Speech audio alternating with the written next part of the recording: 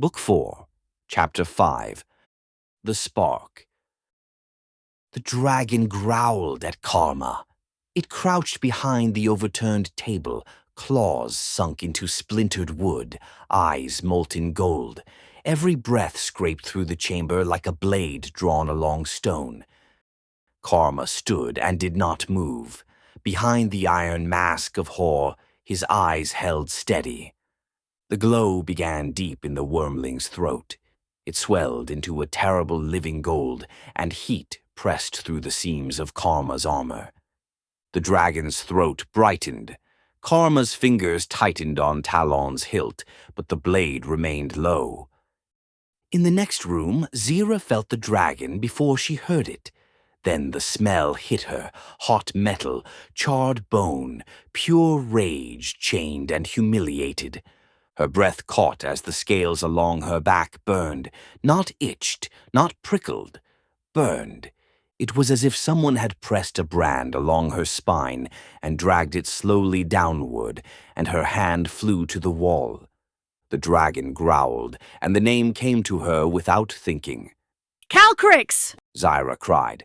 Her own voice startled her, sharper and more commanding than she meant. Calcrix, wait! She ran before anyone could stop her, placing herself between Karma and the dragon. Do not, she said, and though she meant to say it to the dragon, some part of her also said it to Karma, to Doreen, to Balin, to every hand in the room that knew how to reach for steel faster than mercy. Please, do not. The dragon's eyes snapped to her. The world vanished. Stone walls melted outward, and there was only a horizon of gray ash. Zira stood in the ruins of a city she had never seen, but her blood knew it. At the center of the wasteland stood a towering, translucent silhouette of an ancient red dragon made of swirling embers. Every scale a city burned. Its vast head looked down at a tiny, flickering red spark in the dust. The spark was Calcrix. Terror went through Zira, so cold and absolute that it extinguished the burning at her back. Not terror for herself. This was terror for the world.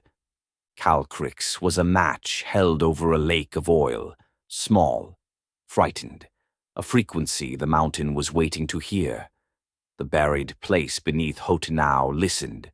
A voice whispered in her ear, dry as parchment. The spark must not touch the fuel, little bird. Take the spark, hide the flame. If she stays here, the wait is over. The vision shattered. Zira was back in the room, lungs burning. Calcrix still stared, the flame in her throat held, uncertain and furious. Zira understood. Calcrix could not remain in the citadel. She could not be returned to the kobolds, paraded before them as a holy pet. She could not be kept by goblins, either, caged among filth and shouted at by creatures too stupid to know what they had stolen. She was a dangerous child caught inside a prophecy larger than any of them, and something beneath the mountain was waiting for her presence to complete a sentence begun ages ago. Zira lifted both empty hands. Calcrix, she said softly now, carefully with the respect she might have offered a royal or a grieving widow. You have been wronged. The dragon's lip curled. Smoke leaked from her nostrils. Behind Zira, Karma's voice came low and hard. Miss Darkmeyer. Do not speak, Zira said. The words were quiet, but something in them made even Doreen glance sharply at her. Zira kept her eyes on the wormling. Her heart hammered, but there was clarity beneath the fear, a cruel, bright line of purpose that frightened her almost as much as the dragon did. I know captivity, she said to Calcrix. Not as you know it. I will not insult you by pretending our wombs are the same, but I know what it is to have others decide what your body means. I know what it is to be looked at and named before you speak. Calcrix hissed. The sound brushed Zira's face with heat. The kobolds kept you as a trophy, Zira continued. The goblins stole you as plunder. Neither had the right. No creature should be imprisoned to make another feel grand. At the word kobolds, Calcrix's throat flared. Zyra felt Calcrix's hatred as if it were her own. It entered her blood and found, to her horror, plenty of room. Kobolds bowing and scraping before her bare scales. Eustrael's court staring with reverent hunger as she knelt in shame. A tribe of little clawed hands eager to sanctify what had nearly broken her.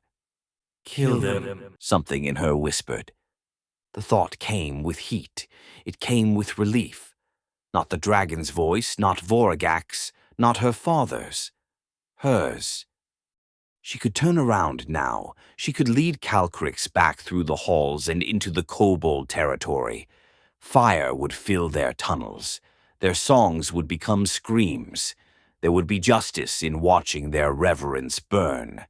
Zyra closed her hands slowly into fists until her nails hurt. Garaele would not look at that and call it justice. Morthal would not have. I am not here to return you. Zyra said to Calcrix, and her own voice steadied because she chose, word by word, what kind of creature it belonged to. I am here to lead you out. Calcrix's head lowered. The young dragon stared at her from over the overturned table, eyes narrowing to molten slits.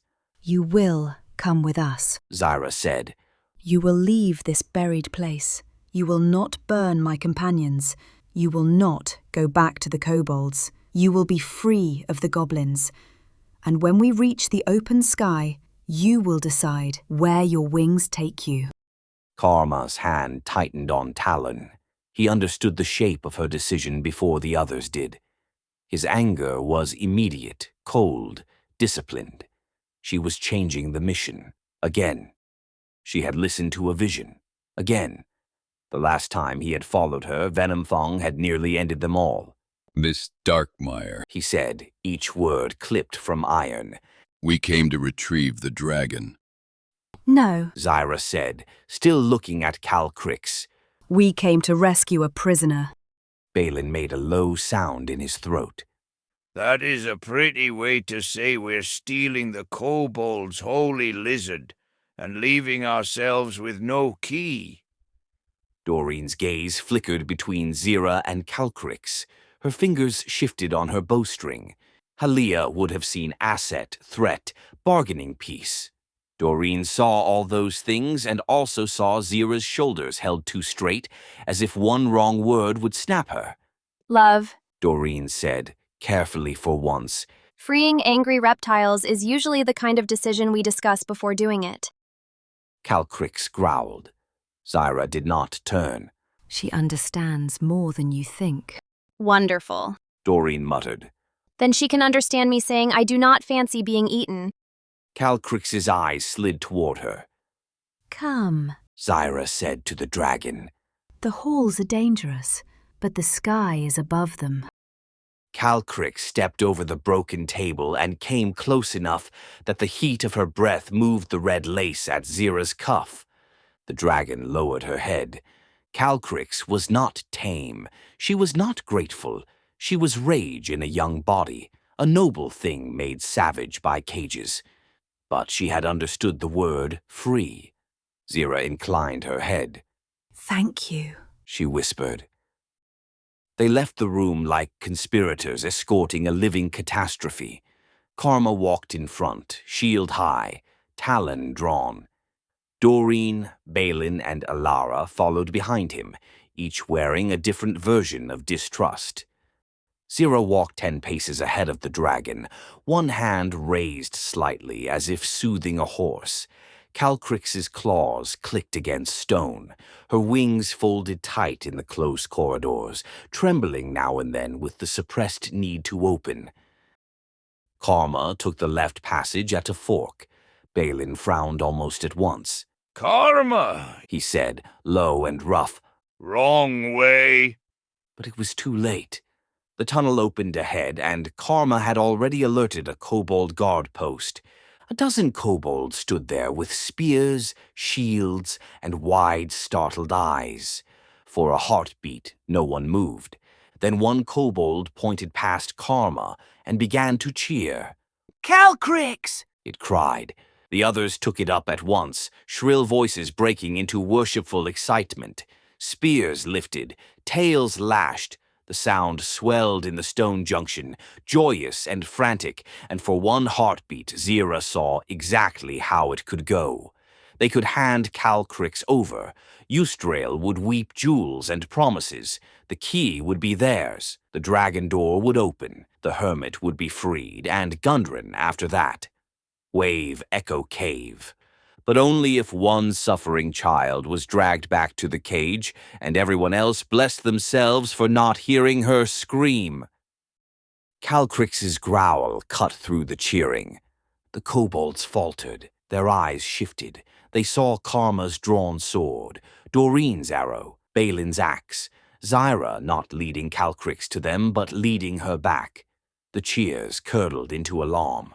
Stop! One kobold barked. Stop! Dragon belongs to king! Calcrix snarled so loudly dust dropped from the ceiling. Move. Karma commanded. The kobolds lowered their spears. Doreen and Balin surged to the front together without needing to discuss it, not to fight but to clear the way. If anyone trips now, I'm leaving them decorative. Balin shouldered past a leaning slab of broken stone and shoved it aside with a grunt. Zyra guided Calcrix after them. The dragon's breath came fast and hot against the back of her neck, each exhale thick with smoke and barely leashed fury. Behind them, more kobold voices shrieked from the adjoining corridors. Karma stopped. Ilara stopped with him. By then, Doreen, Balin, Zyra, and Calcrix were already farther down the passage, moving toward the exit. Zyra looked back once. Karma had planted himself in the center of the corridor, shield raised, talon drawn. Ilara stood beside him with both blades in hand, his pale face strangely peaceful. They are trying to take her. They are trying to stop us. Karma's masked head turned a fraction. Then hold the line. The first spear struck Karma's shield and skittered away. Then the kobold wave hit them in a rush of scales, teeth, and desperate devotion. Karma caught the charge on his shield and drove Talon through the narrow gaps their bodies made. Ilara moved beside him with cold precision, both blades flashing once, twice, 3 times, until the front rank stumbled over its own dead. The first rush broke quickly. Fall back. Now, Karma said. They withdrew through the tunnels. The kobolds shrieked after them, but did not immediately press the charge. Doreen burst out first, turning immediately to cover the exit. Balin followed with a grunt. Zyra came after them, half running, half guiding Calcrix, and the dragon lunged into open air with a scrape of claws and a furious beat of folded wings. Karma and Ilara came last, and then Calcrix screamed. It was not a roar of attack. It was a sound of release so fierce it made everyone flinch. The dragon bounded across the broken ground outside the ruined entrance, wings spreading wide for the first time since they had found her. Red membranes caught the ashen daylight. She beat them once, twice, staggering with the unfamiliar force of her own freedom, and then launched herself into the sky. Calcrix climbed above the ruined camp, above the buried citadel, above the black scars of old eruption. Her red body flashed against the pale clouds, shrinking with every wing beat until she was a burning scrap of silk carried eastward. Zyra stood with her hand at her throat and watched until the dragon became a speck. Balin spat into the dirt.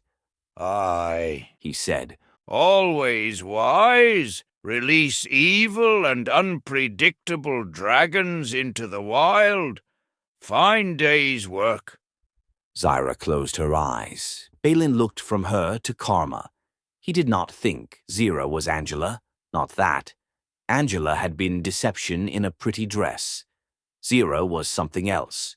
Wounded, frightened, proud, and more dangerous because she believed, with all her burning heart, that her disasters were mercy. A flap of a tent opened and Herbert stepped out blinking, hair wild, face pale from a night spent expecting death from every rustle of canvas. He followed their collective gaze just in time to see the red speck vanish into the clouds. His mouth opened and for several seconds nothing came out. Then he said, "Was that a dragon?" Doreen lowered her bow. No, that was a sausage with wings. Course it was a dragon. Herbert stared at them. "And you came back." Some of us did. Balin said. Pieces might still be in there. Herbert swallowed. "I feared you would not return at all. The night was not quiet.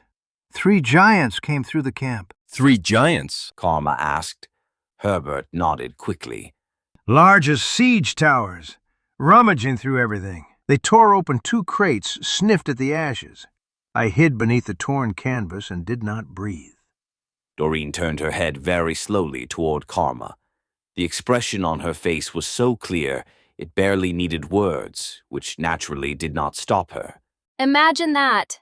Almost as if letting the first one wander off alive after scaring it with bows was a brilliant tactical decision made by a man with a holy mask and no sense. Karma's voice remained flat. Not now. Oh, definitely now. I distinctly recall suggesting we let it walk into the trap and kill it. But no. We had to be stupid in the most useless possible direction. Balin rubbed at his beard. Giants are social creatures. Rare they stay alone. You could have told that to your best friend, the Tin Man. I did not know we have a policy of wasting time instead of searching Cragmore Castle. Karma turned away from the sky. The motion brought him facing the dark entrance of the citadel again, and with it came the practical truth they had all managed not to name. What about the hermit? He said. Silence took the camp. Zyra looked back at the entrance. Reduth knew the road to Cragmore Castle, where Gundren waited, and Gundren was their lead to Wave Echo Cave. All of it now sealed behind dragons and dead leaders and red prophecy. Doreen laughed once without humor. That is a shame. Looks like mission's failed. It has not failed at any point. Zyra said. Everyone looked at her. It simply has not been completed yet. Doreen stared. Love, we were an hour away from getting the dragon key, marching through the sealed door with a whole tribe of kobolds cheering for us, rescuing the hermit and maybe, just maybe, getting back to the business of finding Gundren before we all die of prophecy poisoning. All because of your stupid lizard. Do not call her stupid. She is a red dragon, Zyra. She is a child. She is a flying furnace with opinions. She was imprisoned. So is the hermit. Remember him? The dwarf who leads to the cave full of treasure I have been very patient about not seeing. Balin lifted a hand. I have not been patient. No, you've been honest, which is worse. Karma stood apart from them, shield lowered, talons still in hand. Miss Darkmeyer made a unilateral decision in hostile territory. Zyra flinched at the formal address. I will not follow another instinct of yours into ruin, He said. Zyra's chin lifted. I did not ask you to follow me into ruin. You asked us to escort a red dragon out of a fortress while abandoning our bargain with the only force inside willing to aid us. The kobolds are slavers. They have the key! Those facts do not cleanse one another.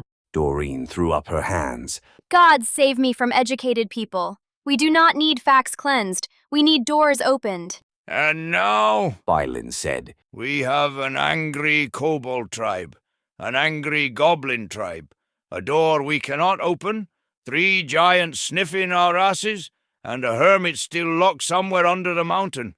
That is a lot of problems for folk with no ale in hand. Then we solve them. Zyra said.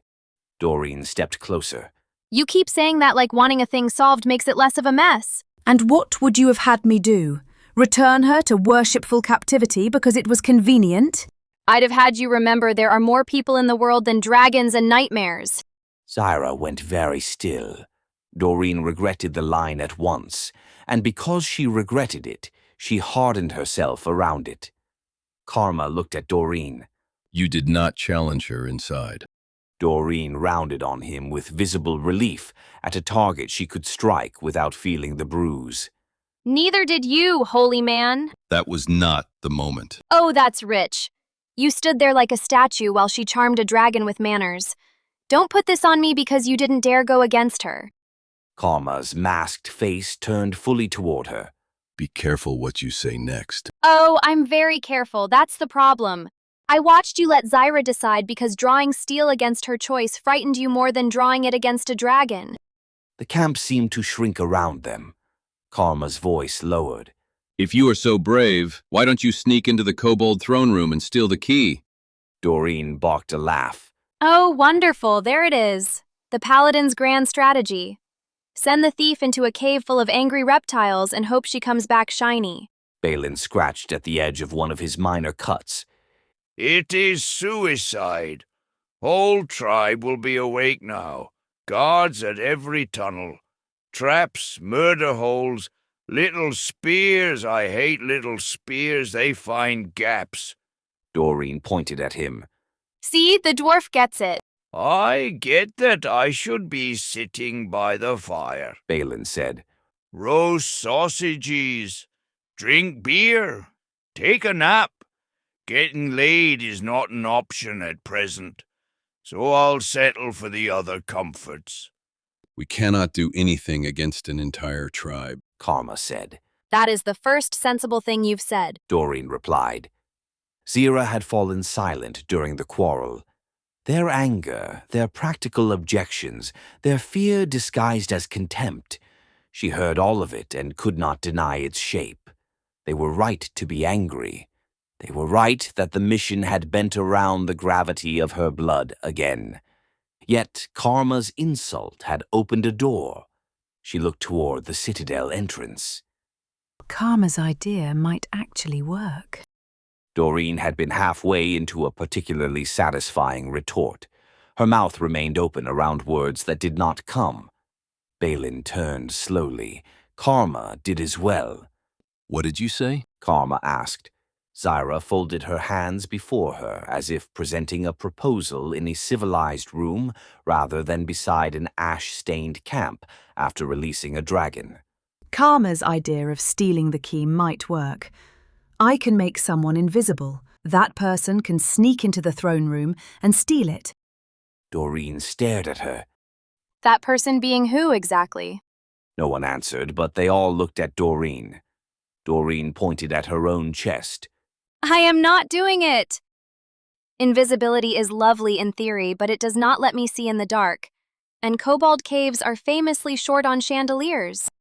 Balin snorted. Still suicide. Zyra looked from face to face. Does anyone volunteer? No one spoke.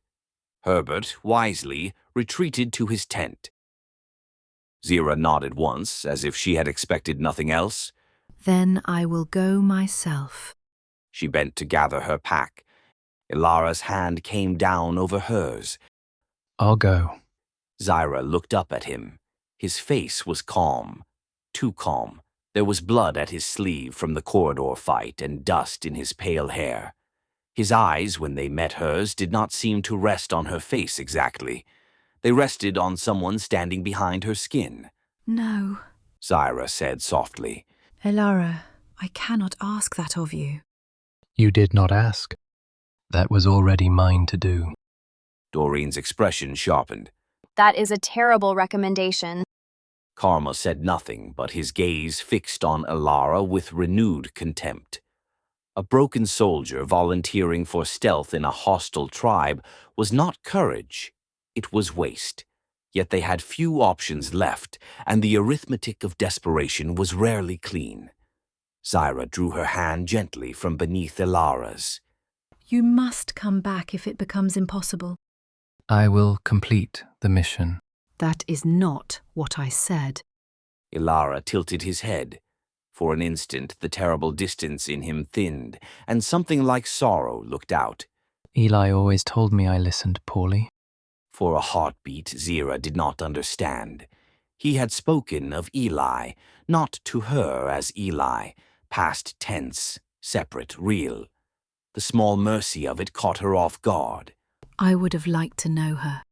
Elara's eyes softened with pity. They made the plan because there was nothing else to make.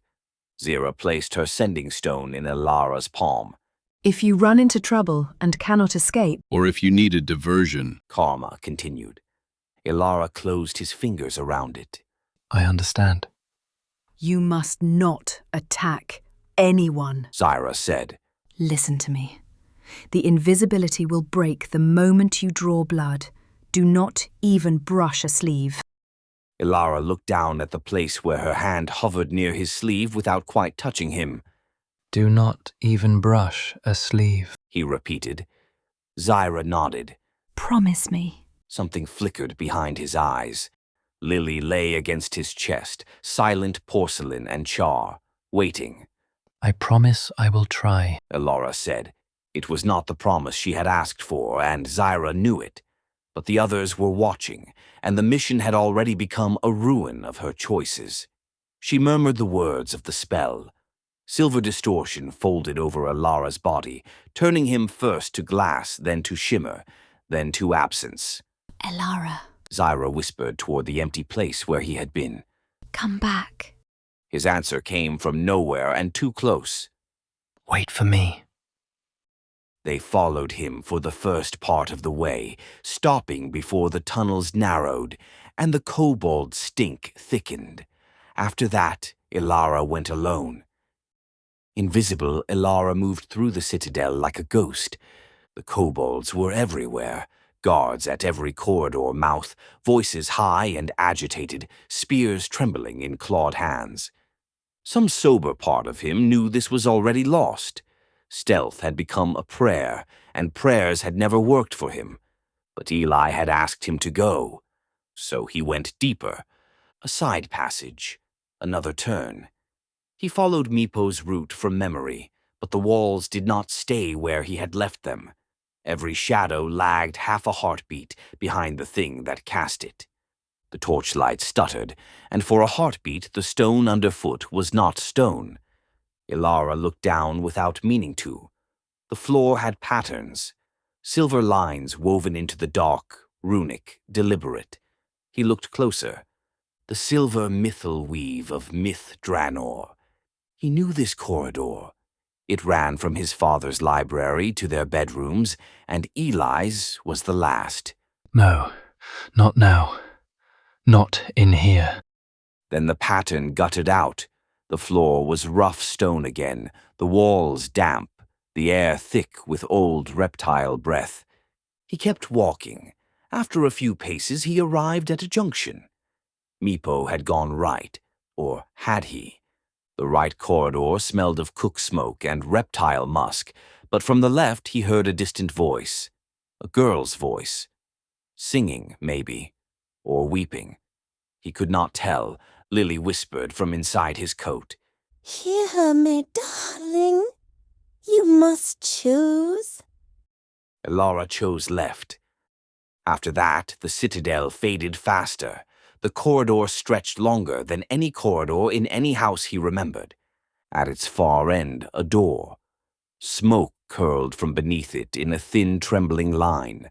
Off to one side, a passage opened, too far to walk to, deeper than it had any right to be.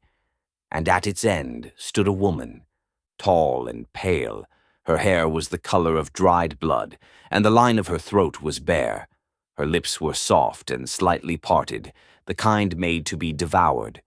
Dark living tattoos coiled and uncoiled across her, the soft skin of her hips, the warmth beneath her navel, the curve of her chest, slow as her own breath. Something in him stirred that had no right to stir, and he hated it, and it did not stop. He knew her grace. She had told him once in this same hallway that the things in this house were monsters, and that only his blade could save what remained. Seraphine did not move. Only her gaze followed him as he passed. The corridor did not bring him closer to her, but when he walked on toward Eli's door, every torch he passed became a curtain burning. Every archway became a bedroom door. The first was his father's, a low, hungry sound from behind it that might have been choking and might have been chanting. The second was his mother's, a hiss that had once been a hymn. He passed them both. The old grimoire breathed from the walls, page after page turning without hands. The corridor narrowed, the smoke at the far door thickened. Then he heard her. Elara, please, let me out. His knees almost gave, but he kept walking. Eli. He whispered toward the door. Eli, I'm coming! Then shadows rose between him and the door. They climbed out of the seams of the stone, growing tall, 1, 3, 6 more, until they stood shoulder to shoulder across the corridor in a wall of dark. The smell of smoke deepened behind them. Her voice came thinner now, pushed through their bodies. Elara, save me! There was no way around them. There was only the door behind them, only her voice through the smoke, only one way to reach her. Lily whispered, soft as a kiss against his heart. Now, my darling. Elara drew his swords and charged. Outside, Zyra felt the spell drop. It vanished from her awareness like a candle pinched out. Her head snapped up. Something is wrong. Doreen was already reaching for her bow. How wrong? The invisibility ended. Zyra did not wait to see whether others followed. Her breath tore in her throat. Behind her came Karma's armored stride, Doreen's lighter footfall, and Balin's heavier, slower pounding as he cursed the length of everyone else's legs. They reached the corridor to the kobold territory just as a shriek rose ahead. Zyra rounded the bend and saw them. A mass of kobolds crowded the passage, 10 at least, more beyond, their bodies packed around a fallen shape. Elara lay on the ground beneath them. Spears rose and fell. Blades hacked at his body even after he stopped moving. No! Zyra screamed. Fire gathered in both hands and tore loose as 2 orbs of fire, bright, furious, and badly aimed. One slammed into the edge of the crowd and burst against a kobold's shoulder. The other streaked wide, striking stone and exploding into harmless sparks. But it was enough to turn heads. Karma charged past her. Shield forward, talon high, he slammed into the kobold line. The first creature struck his shield and bounced off. The second took talon across the chest and folded backward. Doreen came up at Zyra's left, loosing arrows as fast as breath. Balin arrived a moment later, breathing hard and pleased despite himself. Finally, he said, raising Hugh. Something simple. Then he crashed into the flank. Kobolds stabbed low, darting under shields, using their numbers with vicious little precision. One spear scraped under Karma's arm and punched through mail. Another cut across his thigh. He answered with shield, sword, boot, elbow, every part of him disciplined into violence. Doreen's arrows found throats, wrists, gaps beneath jaws. She moved constantly, never where a spear expected her, mouth set in a thin, satisfied line as bodies began to fall. Balin fought like a smith breaking bad iron. Hugh came down and split shields, shoulders, skulls. A kobold leapt onto his back. He reached up, seized it by the scruff, and hurled it into 2 more. Blood spattered his beard. His eyes brightened with the grim contentment of a man in a proper, honest fight, where no one asked him to interpret dreams or soothe sorceresses or negotiate with reptiles. Zyra saw none of it clearly. She saw Elara. He lay beyond the front line, bleeding out onto ancient stone. The kobolds were between them. Too many. Too close. Zyra spoke a word that tore her out of space. Misty silver swallowed her, and the world folded. She appeared behind the kobold front line, beside Elara's body, dropping hard to her knees. Elara, she gasped. His face was gray. Blood bubbled at his lips. His eyes were half open and seeing nothing. Elara, stay with me. She dragged a healing potion from her pouch with shaking fingers, tore the stopper out with her teeth, and poured the red liquid down his throat. Ilara was dying. For a moment there had been only darkness. He floated without weight, without the stink of blood or the shriek of kobolds, without the endless screaming inside his skull. He thought dimly that perhaps this was what he had been walking toward all along. Not forgiveness, not redemption, merely quiet.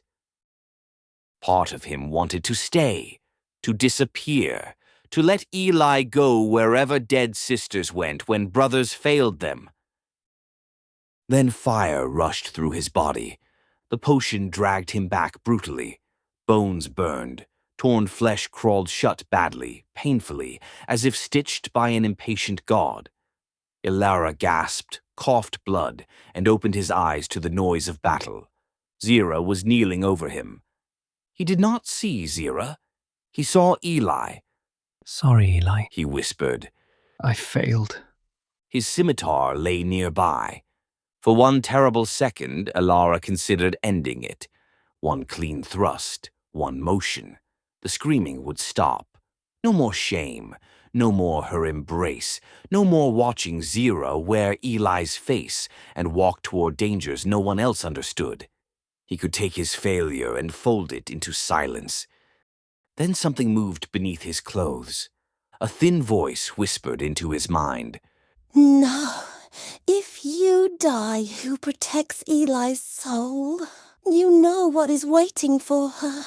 Ilara froze. The voice continued, soft and cruel. Bring me another watcher, a stronger one. The paladin's soul is heavy, useful. Morthal is weakening. Ilara saw a flash of red in his mind, a 5-pointed star floating in thick dragon blood, held in his own hand. Give me sturdy soul, and I will keep Eli alive. Something inside Ilara went quiet. The fear disappeared. The guilt did not vanish, but it became cold and distant, placed behind glass where it could no longer slow his hands. He reached for his scimitar and forced himself upright. Zira stared at him, relief and horror tangled in her face. Ilara, do not stand yet, please. You nearly... He looked at her with an empty piece. Wait here, Ilara said. I will complete the mission. I will not fail this time. When Ilara stood, he was alive, but something had woken up with him. The battle turned after that. Between dwarf steel and Doreen's bow, the kobold numbers began to collapse. Karma cut down the last one, pressing his shield, then drove Talon through another, trying to crawl away toward an alarm gong. Then there was only breathing and bodies. 10, 15, perhaps 20 kobolds lay scattered across the corridor and adjoining chamber.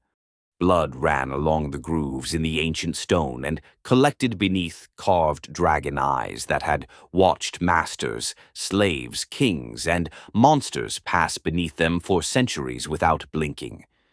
Doreen lowered her bow, inspected herself, and seemed satisfied by the absence of blood that belonged to her. Well, She said. that was fun. Balin leaned on Hugh, pleased despite the couple of minor wounds leaking down his arm. Aye, proper fight. Bad odds, close stone, no speeches once it started. Could have used ale after the first 10, but otherwise fair. Karma stood expressionless behind his mask. He had taken more damage than he allowed his body to admit. Blood darkened the mail at his side and ran warm beneath his armor. He looked from the dead kobolds to Ilara, then to Zira. What cause were they advancing now? Gundrins, whores, dragons, or some whispering thing in an elf's coat? Zira remained kneeling where she had given Ilara the potion. Her hands were red with Ilara's blood. The kobolds were dead. This was what she had wanted to avoid. This was the reason for stealth, for invisibility, for risk. One life endangered to prevent a massacre, and now the massacre lay around them anyway. But beneath her sorrow, another memory breathed. The hatred in Calcrix's presence, the burning desire to charge through kobold tunnels and kill every creature that had bowed to dragon blood while keeping a child in chains. She had rejected that desire. Or had the dragon in her blood found a civilized route to slaughter and dressed it in necessity? Zyra rose slowly.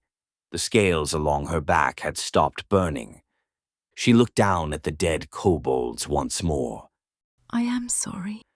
No one knew whether she spoke to the dead, to the living, to Calcrix vanishing under the open sky, or to the version of herself that had wanted them all to burn.